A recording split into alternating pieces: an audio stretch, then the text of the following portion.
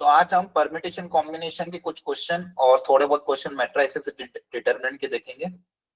फिर कल का जो हमारा टारगेट है वो है बाइनोमियल और लिमिट कंटिन्यूटी एंड डिफरेंशिएबिलिटी।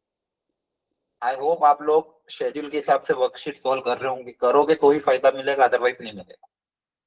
ठीक है, सिर्फ क्लासेस अटेंड करने से काम नहीं चल पाएगा, आपको खुद से एक बार अटेंड करना पड़ेगा क्लास के पहले पहले ही बताया था। अब कैसे करना है वो आप खुद अपना शेड्यूल डिसाइड करो।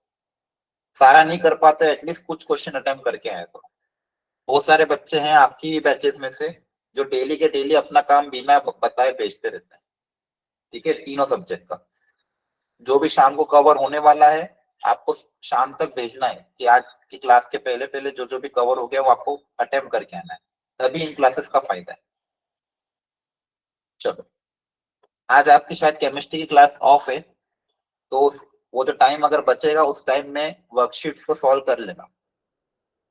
स्टार्ट करते हैं क्वेश्चन नंबर 1 के साथ। एक सेकंड, शुरू के 2 क्वेश्चन ये थे। फर्स्ट वाला एक बार ट्राई कर लो। सारे क्वेश्चन मैंने एक एक वेराइटी की यहाँ पे रखे थे, इसमें सारी वेराइटी आपकी कवर हो जाए। मतलब इतना अगर आपने कर लिया लगभग पूरी वेराइटी कवर हो जाती है परम्यूटेशन कॉम्बिनेशन। 500-600 पीवाईक्यू में से बेस्ट सिलेक्टेड 20 पीवाईक्यू आपको दिए थे। पिछले 3 साल में लगभग 150 से 200 पीवाईक्यू आए होंगे, उनमें से सिर्फ 30 पीवाईक्यू ही आपको सिलेक्ट करके दिए, उतना ही आपको अटेम्प्ट करना है। आउट ऑफ लास्ट 25 ईयर्स तो बहुत सारे पीवाईक्यू। पढ़ो क्वेश्चन फर्स्ट वाला, अप्रोच जल्दी से सोचो फर्स्ट और सेकंड की, फिर मैं डिस्कशन करता हूँ। जस्ट तरीका सोच लो कि क्या तरीका होगा, ताकि अगर इनके आपका तरीके में कोई गड़बड़ होगी तो आपको गलती पता चल जाएगी। अपनी तरफ से एक बार सोचो कि क्या कर सकते हो।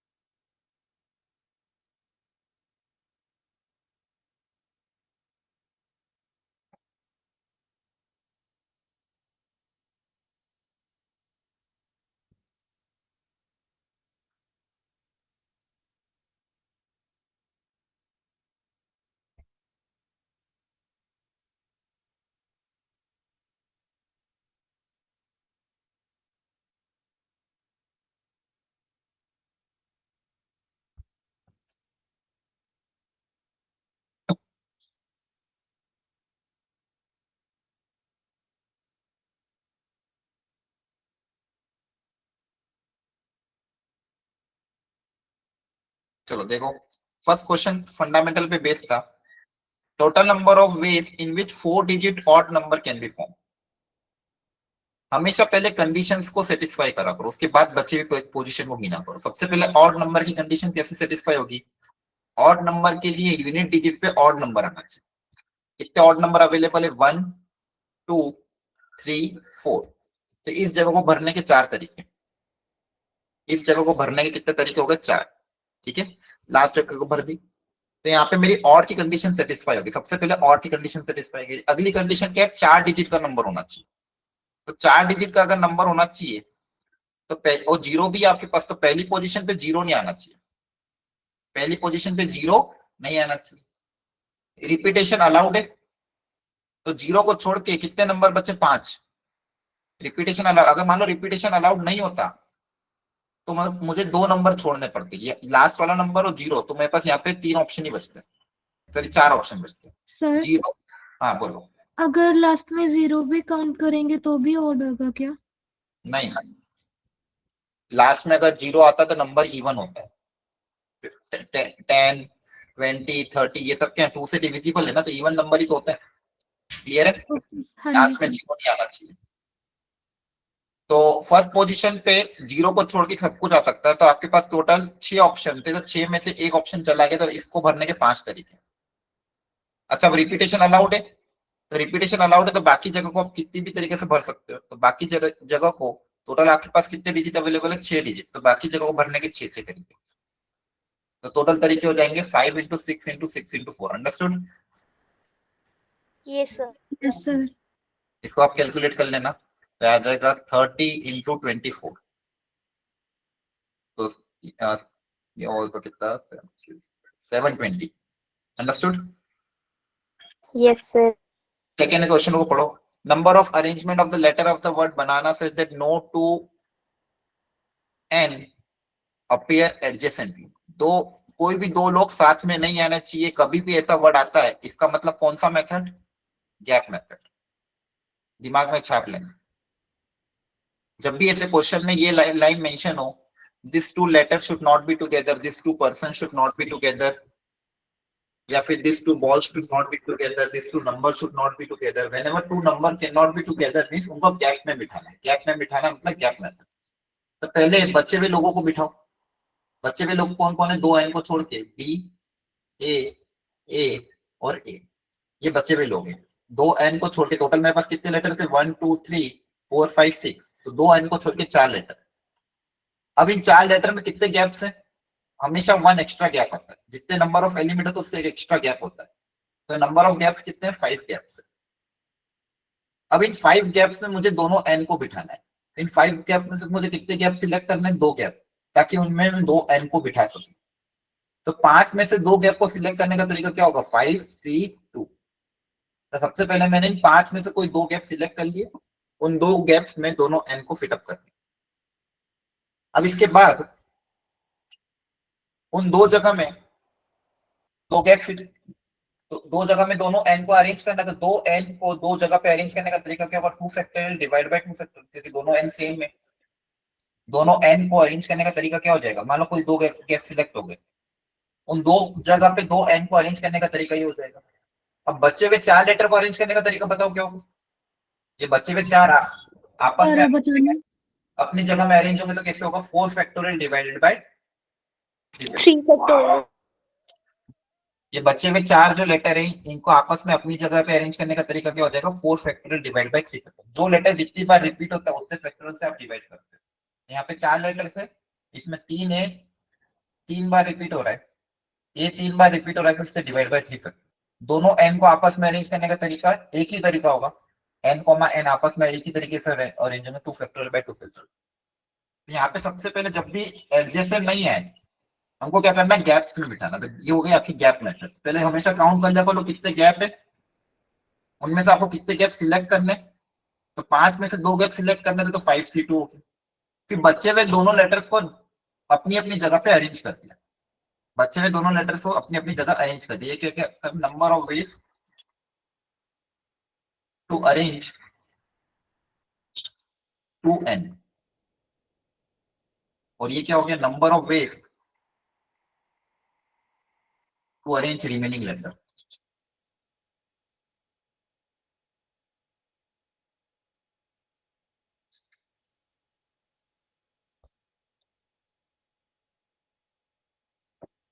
ठीक है, इसको कैलकुलेट कर लेना, आपका आंसर आ जाएगा। अब अगला ये डिक्शनरी प्रॉब्लम, जो कि बहुत बार आता है।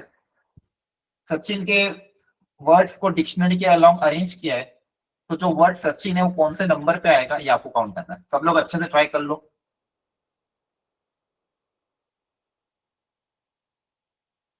डिक्शनरी बेस्ड प्रॉब्लम ये जेई पे पूछ जाते हैं, बस थोड़ी वेराइटी वो चेंज कर लेते। कोशिश करो एक बार।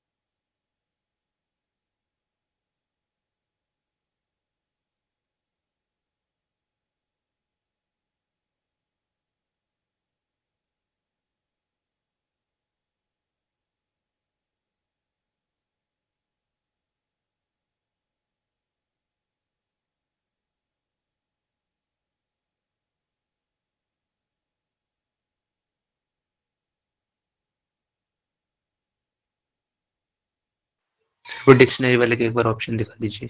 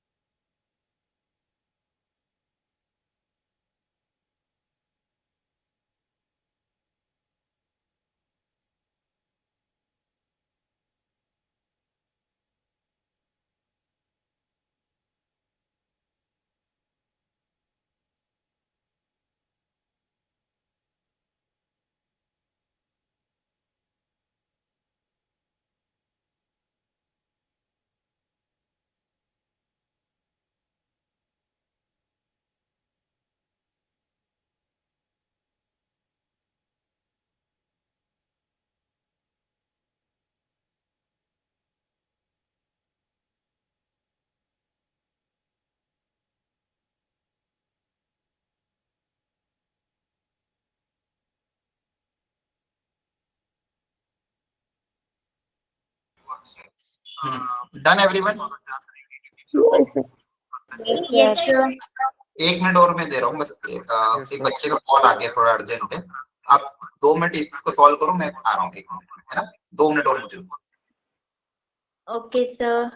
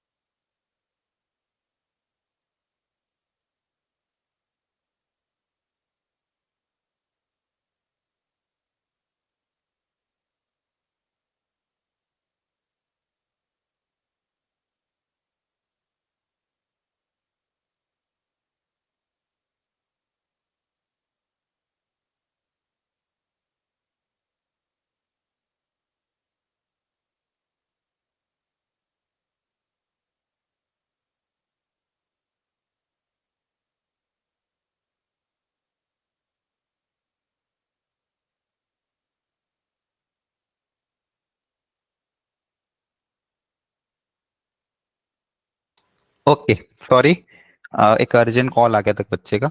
तो अटेम्प्ट कर लिया आपने एक एक बार सारे डिस्कस करें? Yes, sir. Yes, sir. एक सेकेंड। Yes, sir. फर्स्ट वाले का आंसर क्या है सचिन वाले का? Sir C option 601। C option. Yes sir. Yes, sir. Okay, एक सेकेंड, मैं ये बाकी हटा देता हूँ।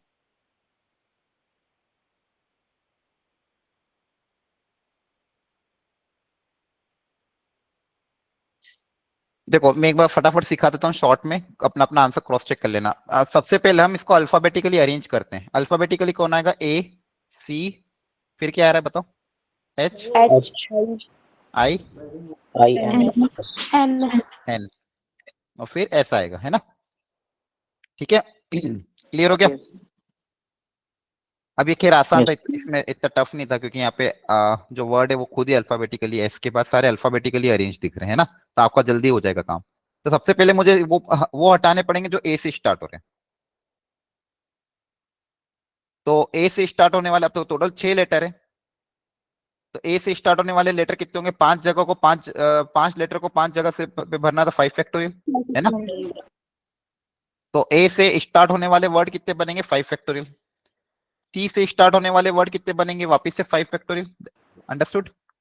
Yes, 120। sir. एच से स्टार्ट होने वाले वर्ड भी मुझे नहीं चाहिए, तो वो भी होंगे आपके 5 फैक्टोरियल। 120, 5 लेटर को 5 जगह पे अरेंज करने का तरीका। आई से स्टार्ट होने वाले वर्ड भी होंगे 5 फैक्टोरियल। एन से स्टार्ट होने वाले वर्ड भी होंगे आपके 5 फैक्टोरियल। अब एस, एस पे हम आ जाते हैं। तो एस मुझे चाहिए, तो जो मुझे लेटर चाहिए उसको हम फिक्स कर देते हैं। उसको क्या कर देते हैं? फिक्स। अब बची हुई जगह को भरते हैं अल्फाबेटिकली। तो एस आपका चला चुका है। अब बचे हुए लेटर अल्फाबेटिकली ऐसे आएंगे, SACHIN। तो यहाँ पे केस में क्या हो गया? जल्दी आ गया, अदरवाइज आपको एक एक करके ढंग से अरेंज करना पड़ता है। और भी ऐसे एग्जांपल होते हैं जो आप ट्राई करते रहना। क्लियर है? yes, Yes, sir. Okay, understood everyone. तो सचिन का आपका ऐसा हो जाएगा, इन सबको टोटल कर देना, आपका आंसर आ जाएगा। अब यहाँ पे Yes, अगला sir. था, in how many ways 5 boys and 5 girls can arrange among themselves in a circle so that no 2 boys and no 2 girls, so that no 2 boys sit together। अच्छा, सबसे पहले देखो, एक सर्कल है, तो बिना कंडीशन के सर्कल में लोगों को, एन लोगों को सर्कल में अरेंज करना, विदाउट एनी कंडीशन, एन लोगों को सर्कल में अरेंज करने का तरीका होता है n-1 फैक्टोरियल।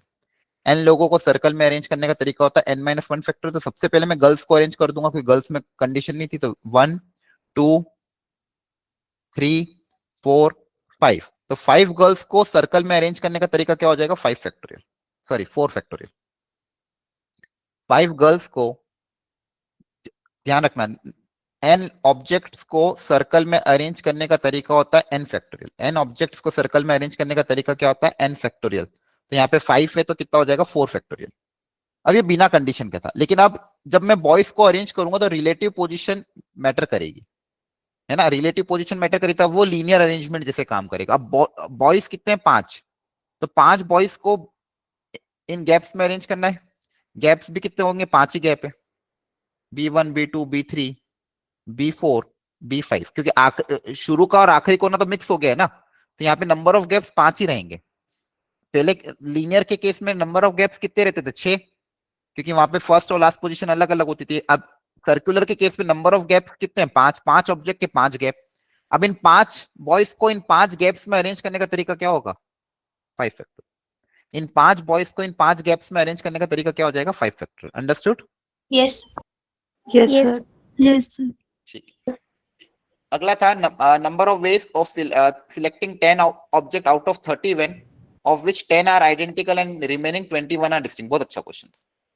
सर हाँ बोलो। सर वहाँ पे 4 फैक्टोरियल इसलिए लिया था क्योंकि n-1 किया था।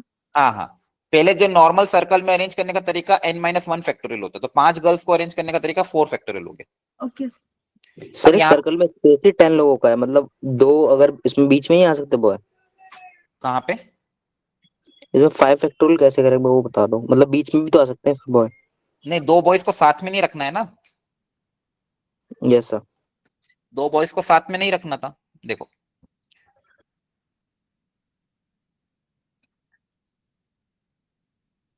एक 2 3 4 5, ये 5 गर्ल्स की जगह हो गई। अब गैप्स कितने हैं?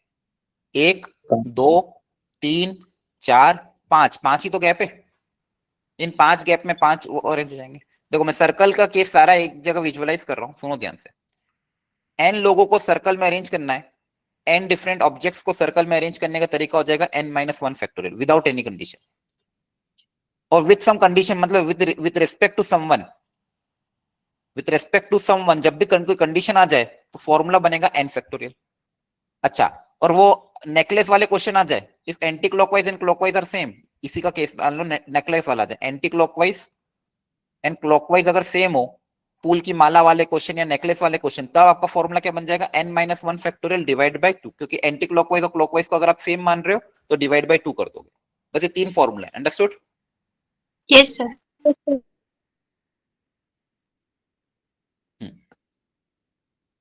7 क्या बोला यहाँ पे? Number of ways of selecting 10 object out of 31। Okay, total 31 object थे, उसमें से आपको 10 सिलेक्ट करने।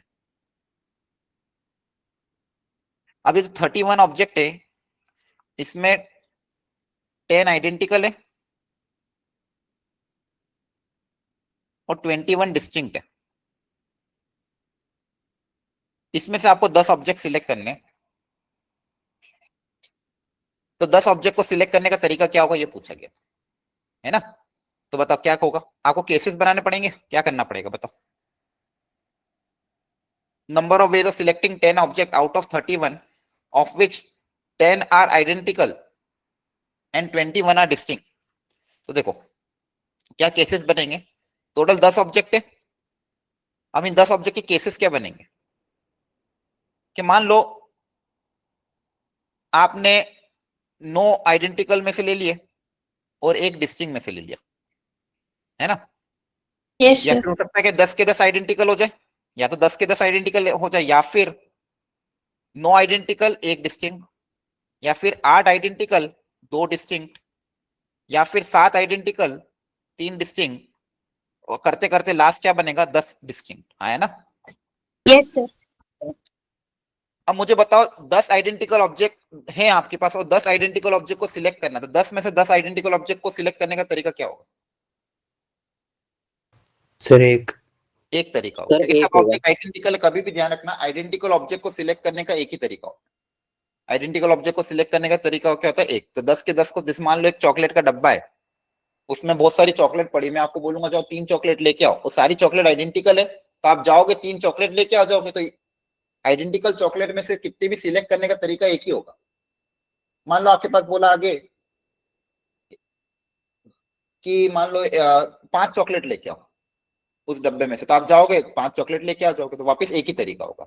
मैंने बोलूंगा जाओ 10 चॉकलेट लेके आओ, तो आप जाओगे 10 चॉकलेट उठा के लेके आ जाओगे, तो वापस एक ही तरीका होगा। तो आइडेंटिकल ऑब्जेक्ट को सिलेक्ट करने के एक ही तरीके होते हैं।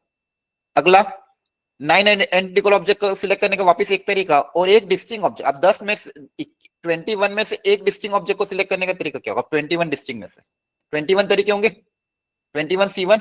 Yes, sir. Yes, Yes, sir. sir. Distinct object के लिए तो फॉर्मूला क्या लगता है? NCR। वापिस से 8 आइडेंटिकल को सिलेक्ट करने का एक तरीका, 2 डिस्टिंक्ट को सिलेक्ट करने का 21 C2, 7 आइडेंटिकल को सिलेक्ट करने का एक तरीका, और 3 डिस्टिंक्ट को सिलेक्ट करने का तरीका क्या हो जाएगा? 21 C3। 21, 2, 3. ऐसे सर करते 9 करते आइडेंटिकल का 9 नहीं आएगा? क्या हुआ? सर 9 आइडेंटिकल चूज करने के लिए वो जो आएगा वो 9 नहीं आएगा? 9 थोड़ी आएगा, अभी तो सिखा रहा था। क्या सिखाया फिर आपको? आइडेंटिकल ऑब्जेक्ट को सिलेक्ट करने का एक ही तरीका होता है ना।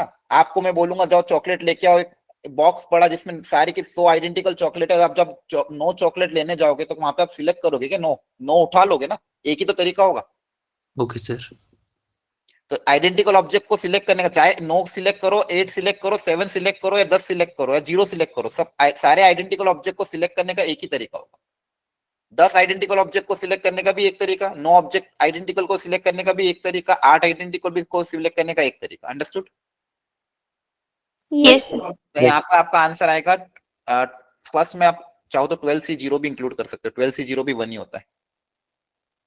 तो 12C0 से लेके 12C10 तक का एडिशन पूछा है। अब यहाँ पे एक्चुअली बाइनोमियल कोएफिशिएंट का फॉर्मूला लगेगा। Binomial sum of the binomial coefficient, ये आपका पार्ट डिलीट हो गया एक्चुअली सिलेबस। तो अभी के लिए यहाँ तक समझ में आया आपको? इसको करने का एक तरीका और है, रुको चलो वो सिखा दो। Yes sir. ये आंसर समझ में आया कैसे आया? अब Yes, इसको sir. सिंप्लीफाई कैसे करना वो Yes, sir. तरीका सीखो। इसको Yes, sir. सिंप्लीफाई करने का तरीका ये है कि सारे बाइनोमियल कोएफिशिएंट का सम, जितने भी बाइनोमियल कोएफिशिएंट होते हैं 21 तक, उनका सम होता है 2 की पावर n, तो 2 की पावर 21 होता है। 0 से लेके 21 तक जितने भी बाइनोमियल कोएफिशिएंट का सम है 2 की पावर 21। अच्छा, 0 से लेके 21 तक कितने टर्म्स है, नंबर ऑफ टर्म्स? 22. 22. 22 टर्म्स। कितनी टर्म्स है? 22 terms.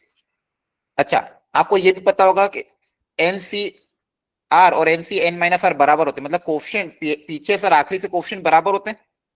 Yes, Yes, sir. 12C0 की वैल्यू 12C21 के बराबर होगी, 12C1 की वैल्यू 12C20 के बराबर होगी, 21C2 की वैल्यू 21C19 के बराबर होगी। पीछे से और आगे से जो कोएफिशिएंट होते हैं वो सेम होते हैं। बाइनोमियल वो सॉरी पास्कल ट्रायंगल जब आपने देखा होगा, उस पास्कल ट्रायंगल में पीछे से और आखिरी से टर्म्स क्या होते हैं, सेम। तो यहाँ पे अगर मैं इसकी 11 टर्म्स कौन कौन सी होगी, 11 टर्म्स को अलग कर लेते हैं। 11 टर्म्स कहां तक आएगी? 21C10 तक। और बची हुई 11 टर्म्स पीछे से क्या होगी? 21C21, 21C20, 21C19 और 21C11। ये आपस में सेम है। yes, sir. Yes, sir. तो बेसिकली ये जो टोटल है, ये बेसिकली क्या है? ट्वाइस ऑफ दिस है ना? Yes, sir. ठीक है, Yes, sir. मतलब ये जो है, इसको मैं क्या लिख सकता हूं? इनका सम किसके बराबर होगा? टोटल का sum divide by 2। Yes, sir. Total का sum divide by Yes, sir. 2, क्योंकि टोटल के सम में ये चीज डबल बार आ रही है। टोटल के सम में से ये जो चीज है डबल बार आ रही है, तो इसको कैसे लिखेंगे? टोटल का सम डिवाइड बाय 2, तो आपका आंसर क्या जाएगा? 2 की power 20। Clear? Yes, sir. Yes, sir.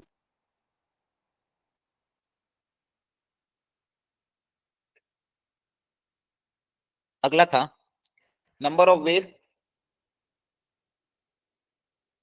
Sir, 2 की पावर 21/2 था ना? हाँ, Okay, sir.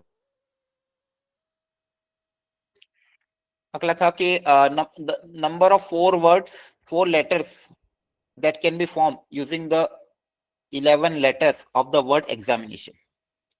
आपके पास एक 11 लेटर वर्ड है एग्जामिनेशन, उसमें देखो कौन कौन रिपीट हो रहा है।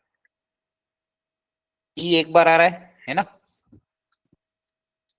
एक्स भी एक बार आएगा। ए कितनी बार आ रहा है? 2 times. 2 time. M 1 time. 1 time. I 2 time. 2 times. फिर कौन है? N 2 time. 2 times. और कौन बच गया आपका? T 1 time. ओ ओ करते हैं सर अभी। 1। इनको काउंट करो 1 2 3 4 5 11. 6 7 8 9 10 11। हाँ बराबर 11 हो गए। अब यहाँ पे आपके डिस्टिंक्ट ऑब्जेक्ट कितने? 1 2 3 4 5 6 7 8। ये 8 डिस्टिंक्ट लेटर है। इस एग्जामिनेशन में 8 क्या है? डिस्टिंक्ट लेटर है। ई एक बार, एक्स एक बार, ए 2 बार, एम एक बार, आई 2 बार, एन 2 बार, टी एक बार और ओ एक बार। यहाँ पे ये क्या है? 8 डिस्टिंक्ट लेटर है और ए 2 बार रिपीट हो रहा है, आई 2 बार रिपीट हो रहा है, एन 2 बार रिपीट हो रहा है। ये 3 लेटर रिपीट हो रहे हैं। अब यहां से आपको कितने लेटर सिलेक्ट करने? 4 लेटर सिलेक्ट करने। ये बहुत स्टैंडर्ड क्वेश्चन है और इंपॉर्टेंट भी है। तरीका यही रहेगा हर बार, बस वर्ड चेंज होते रहेंगे, इसलिए ध्यान से कंसंट्रेट होकर सुनना। ये कंडीशन गिवन थी, यहाँ पे सारे डिस्टिंक्ट नहीं थे, कुछ आइडेंटिकल भी थे, इसलिए मुझे केसेस बनाने पड़े। 4 लेटर आपको सिलेक्ट करना है। अब केसेस क्या बन सकते हैं कि मान लो ये चारों के चारों डिस्टिंक्ट हो। एक केस क्या होगा कि मान लो चारों डिस्टिंक्ट हो, तो 4 डिस्टिंक्ट को सिलेक्ट करने का तरीका गिनना पड़ेगा। केस 2 कि मान लो 2 आइडेंटिकल ऑफ 1 टाइप, मतलब मान लो कि या तो 2 ए आ जाए या फिर 2 आई आ जाए या 2 एन आ जाए और बचे हुए 2 डिफरेंट हो। बचे हुए 2 क्या हो? डिफरेंट। और क्या केस बन सकता है? सर और 3 क्या? आइडेंटिकल. 3 सर आइडेंटिकल 3 हो ही नहीं सकते। नहीं सकता. हाँ, क्योंकि एक ऑब्जेक्ट मैक्सिमम 2 बार आ रहा है, एक लेटर मैक्सिमम 2 बार। चारों भी कहां से होंगे, एक ही लेटर 2 बार ही तो आ रहा है। अगला केस क्या सर बनेगा, दो आइडेंटिकल दो आइडेंटिकल हो और जो दो two identical of one type and two identical of another type, है ना। Yes sir yes sir. आपके पास यहाँ 3 आइडेंटिकल हो ही नहीं सकता ना, क्योंकि मैक्सिमम 2 बार ही रिपीट हो रहा है। बस ये 3 केस बनेंगे। Yes, sir. यस सर अब तीनों को चलो कैलकुलेट करो आप खुद से एक बार। 4 डिस्टिंग को सिलेक्ट करने, क्योंकि इसमें मैं चाहता हूं एक बार आप गलती करो, जब गलती करोगे तभी पता चल पाएगा। 4 डिस्टिंग को सिलेक्ट करने के कितने तरीके होंगे। पहला केस के नंबर ऑफ फेवरेबल आउटकम निकालो कितने होंगे, इसके कितने आउटकम होंगे और इसके कितने आउटकम होंगे, फिर तीनों को ऐड कर देंगे। तो पहले इन सब में से 4 डिस्टिंग लेटर को सिलेक्ट करने के तरीके कितने होंगे, फिर उनको अरेंज भी करना है ना, क्योंकि आपको 4 लेटर वर्ड बनाना है। तो पहले सिलेक्ट करो, फिर उन चारों को अरेंज करो टोटल तरीके के। क्योंकि आपने बोला नंबर, देखो अगर सिर्फ इतना होता सिलेक्ट 4 ऑब्जेक्ट, तो आपसे सिलेक्ट करते।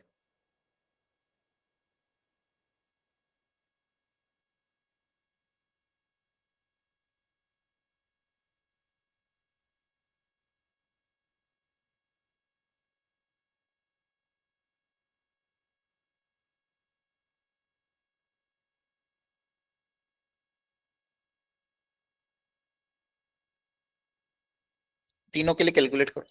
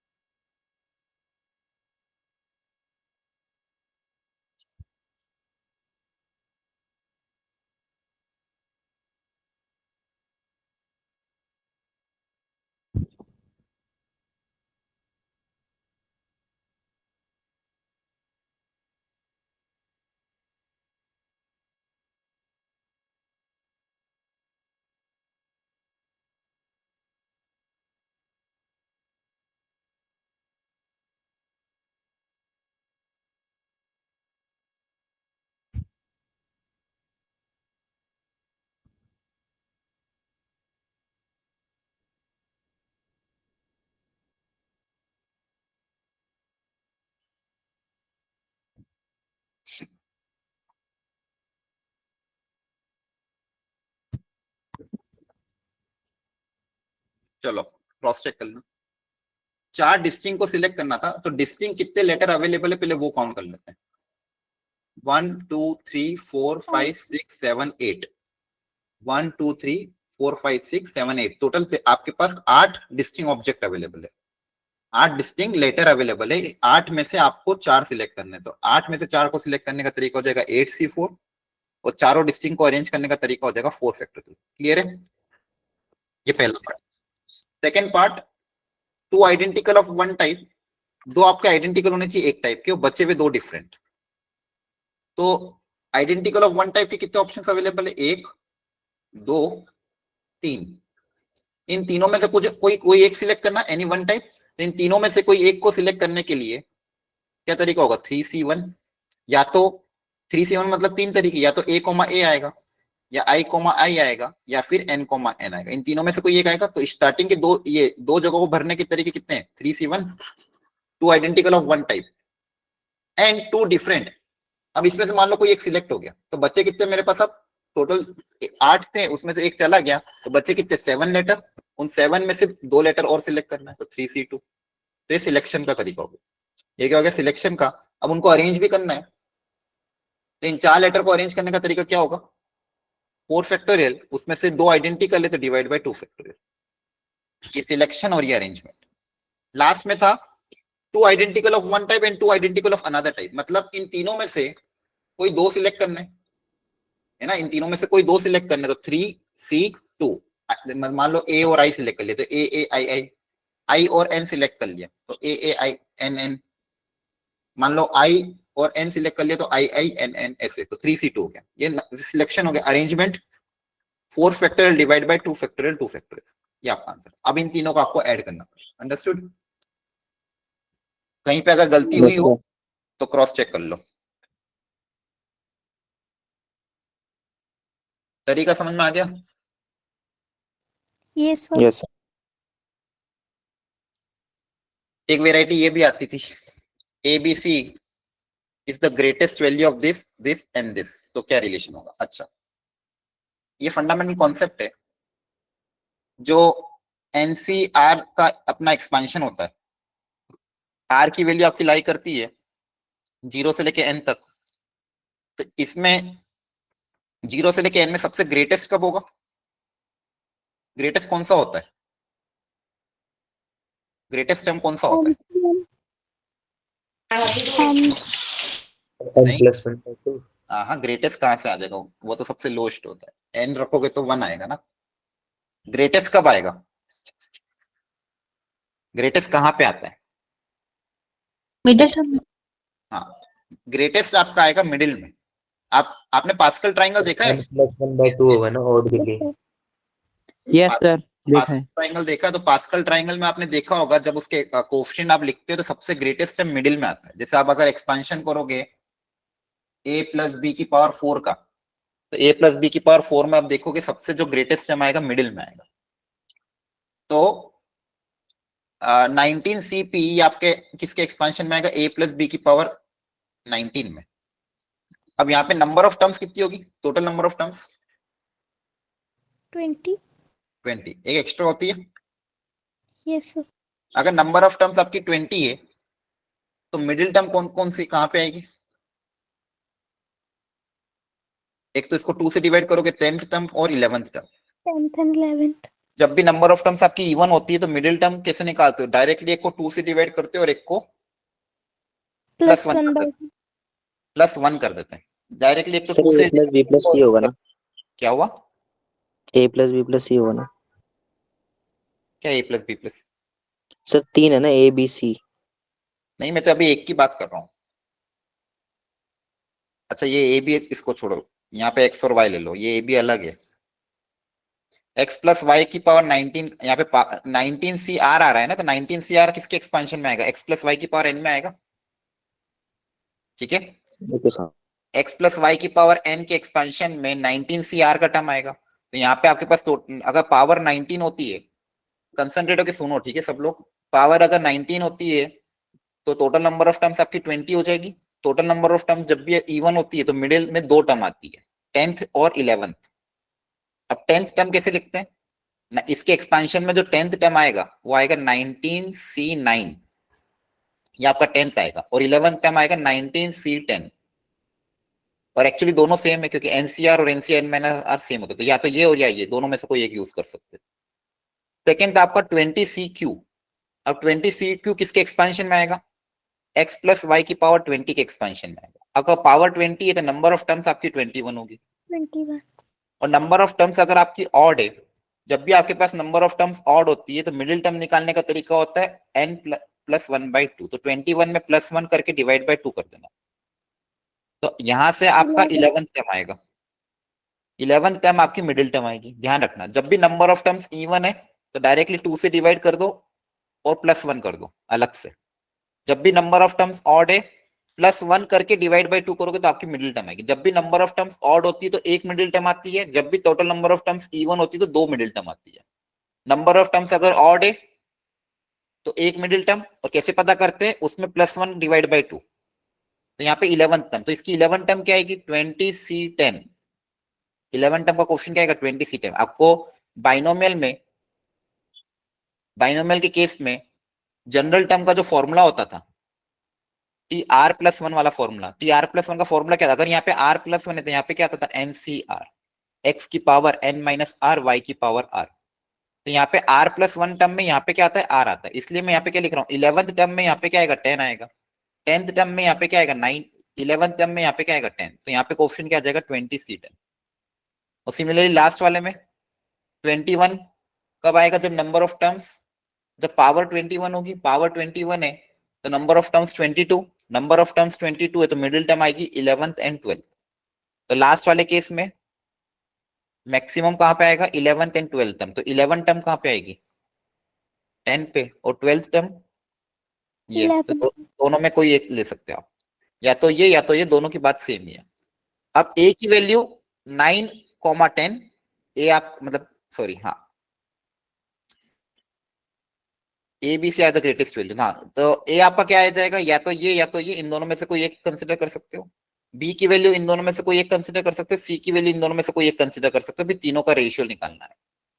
तीनों का रेशियो निकाल के देख लेना कि क्या आएगा।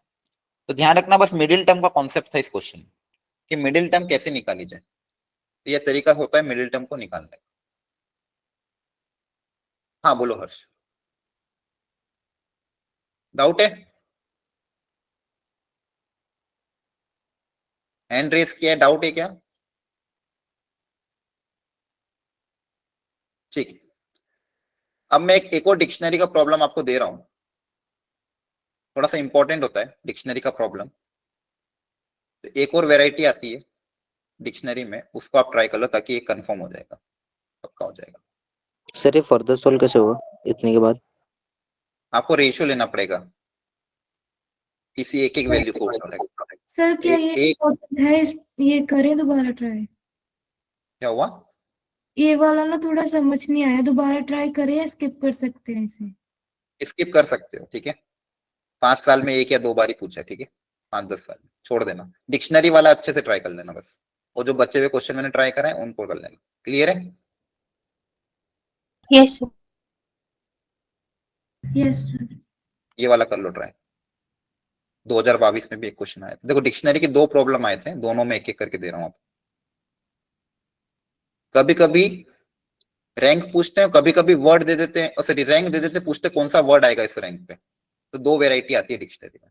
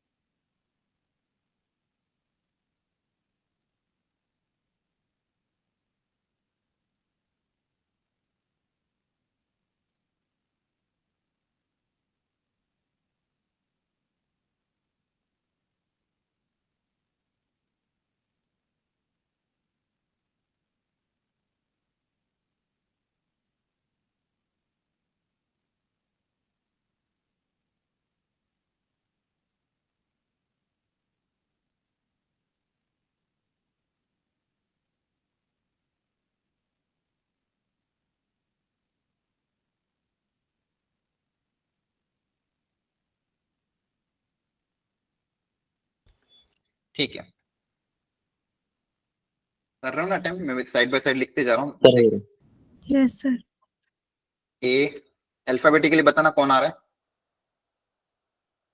Sir A A D I DIAN Q N A के बाद कौन आ रहा है, डी, D D डी फिर I, I yes sir K फिर K then M M M.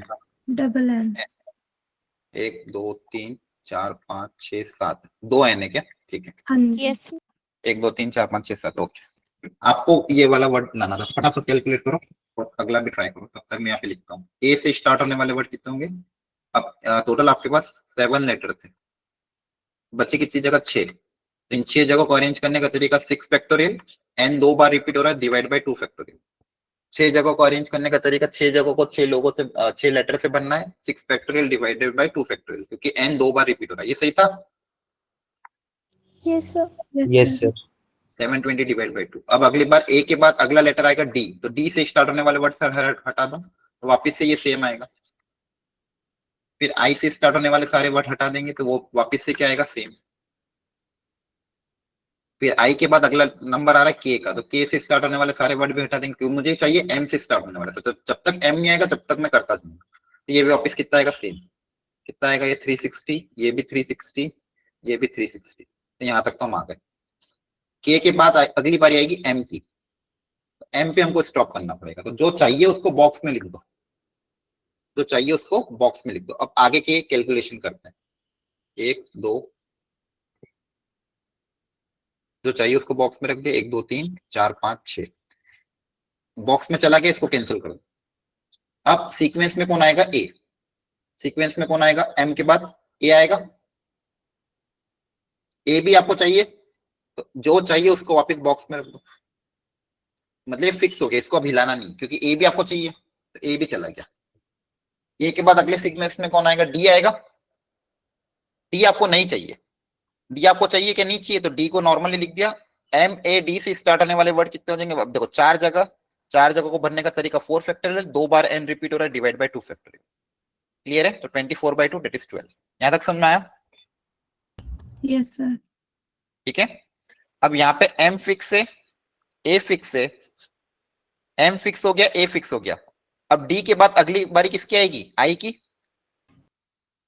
तो Yes, एम sir. ए आई से स्टार्ट होने वाले वर्ड वापस कितने हो जाएंगे, यही 12, क्योंकि मुझे आई भी नहीं चाहिए, आई भी चला गया। अब आई के बाद अगली बारी किसकी आएगी, के की, एम ए के से स्टार्ट होने वाले वर्ड के भी मुझे नहीं चाहिए, तो ये भी 12 वर्ड होंगे। आपको समझ में आ रहा है। Yes, sir. Yes, sir. जो फिक्स हो गया उनको तो छेड़ना ही नहीं, उनको तो बॉक्स में पड़े रहने दो। के बाद अगला नंबर किसका आएगा, एन का, एन चाहिए आपको, एन को बॉक्स में पुटअप कर दो, है ना, एन भी चला गया। क्लियर है, एन तो चाहिए था, अब बची भी 4 जगह। अब वापिस सीक्वेंस में कौन चालू होगा, कहां से स्टार्ट होगा, वापिस डी से, yes है sir ना। क्या डी मुझे चाहिए, नहीं चाहिए, तो यहाँ पे बच्चे कितने लेटर, 3 जगह को भरने का तरीका 3 फैक्टोरियल दैट इज 6। डी के बाद अगली बारी किसकी आएगी, आई की। आई भी आपको नहीं चाहिए, क्योंकि आपके पास अब डायरेक्ट क्या चाहिए, के चाहिए आपको, तो आई को भी हटा दो, तो आई से स्टार्ट होने वाले वर्ड कितने हो जाएंगे, 3 factorial that is 6। M A fix हो गया, एन फिक्स हो गया, आई के बाद अगला नंबर आएगा के आपको चाहिए, तो के को फिक्स कर दो, बॉक्स में रख दिया। फिर बच्चे कितनी जगह, 3 जगह, तो के भी चला गया, के को क्रॉस कर दो। अब वापस सीक्वेंस शुरू से स्टार्ट करो, वापस कहां से स्टार्ट होगा, डी से, तो क्या डी चाहिए आपको, के के बाद आपको आई चाहिए, तो डी नहीं चाहिए, तो इससे स्टार्ट होने वाले वर्ड 2 फैक्टोरियल, तो 2 हो जाएंगे। अंडरस्टूड यहां तक। Yes Yes. sir. Yes sir ठीक है, एक सेकंड, अब मैं आगे जा रहा हूं, एक सेकंड,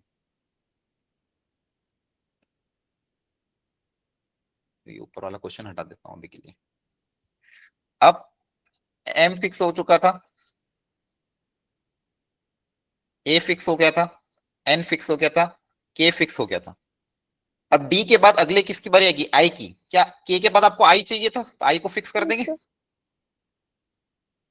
अब वापिस आई भी चला गया, तो आई को क्रॉस कर दो। अब वापिस सीक्वेंस में कौन आएगा, पहले डी, है ना। डी आपको चाहिए कि नहीं चाहिए, तो इस जगह को भरने का एक तरीका, डी आपको नहीं चाहिए था, इस जगह को भरने का एक तरीका, तो वापिस अब इन सबको फिक्स कर दो, ए एन के आई।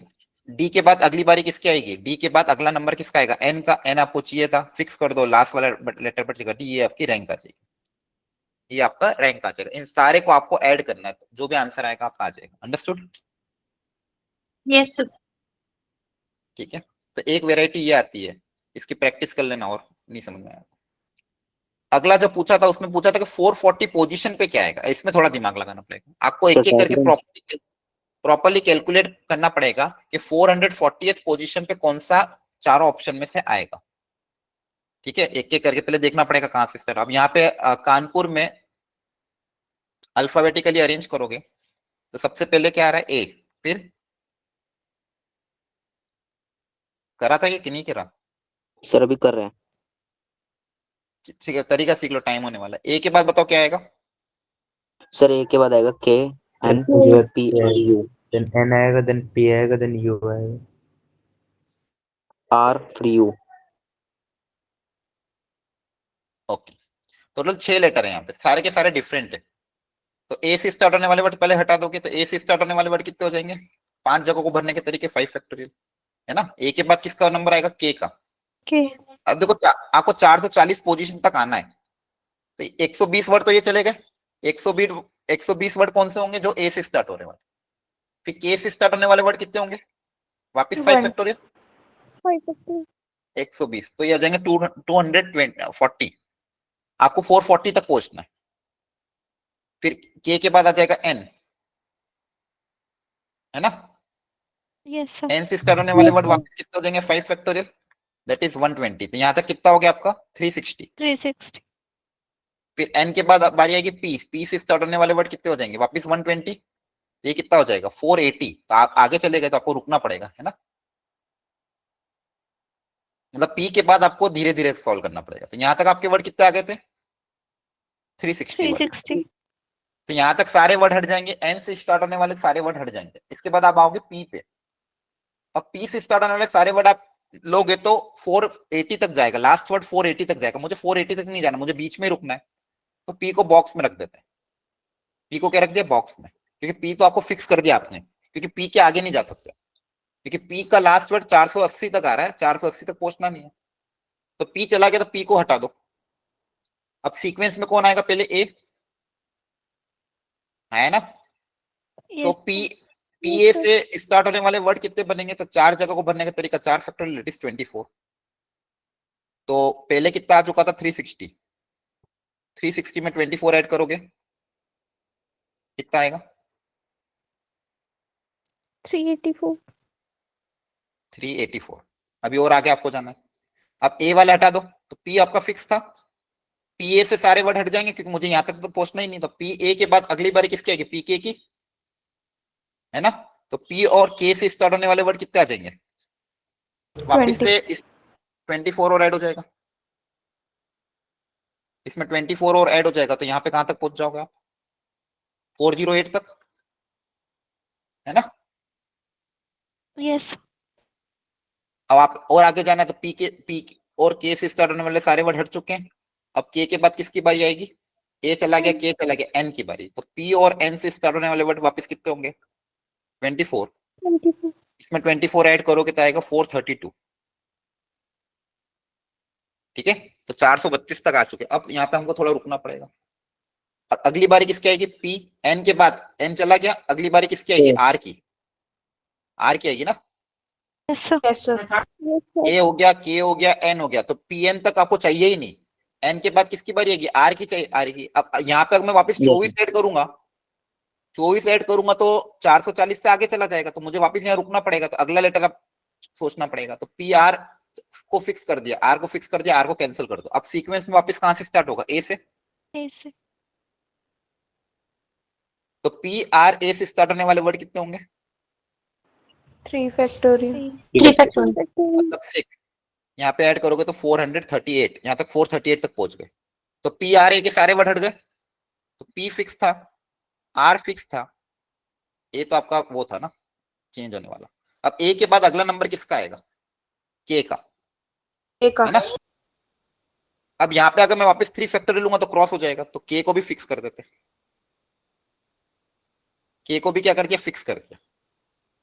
अब के को फिक्स करने के बाद वापस सीक्वेंस में कौन कहां से चालू होगा, ए से। ए Yes. अब मैं लिख देता हूँ क्योंकि दो ही वर्ड है तो एक एक करके अब लिख देते, PRKA, ए के बाद कौन आएगा, एन और यू, ये आपका 439th वर्ड होगा। और इसके जस्ट बाद में, इसके जस्ट बाद बताओ क्या होगा, PRKA तक तो चलेगा, अगला क्या आएगा, UN, P है ना, अगला क्या आएगा, बस ये एन की जगह यू, यू की जगह एन आ जाएगा। ए को फिक्स रखोगे, हाँ है ना। Yes. Yes, sir. Yes, sir. ठीक है, तो आपका 440 वर्ड कौन सा आएगा, ऑप्शन नंबर ए। थोड़ा पहली बार में समझ में आता नहीं है, आपको 2 बार 3 बार खुद से ट्राई करना पड़ेगा, तब जाके दिमाग में बैठेगा। अंडरस्टूड। तो 2 बार खुद से एक बार ट्राई करना घर पे, खुद को ही समझाना, तभी समझो पाओगे। ऐसे ऑनलाइन में पढ़ा के समझाना बहुत डिफिकल्ट होता है, इस खासकर इस कॉन्सेप्ट को खुद का ही लॉजिक खुद से ही डेवलप करना पड़ेगा। Understood. Yes, sir. Yes, sir. Yes, sir. Yes, sir. Okay, आज इतना ही रखते हैं, नेक्स्ट क्लास में मिलते हैं।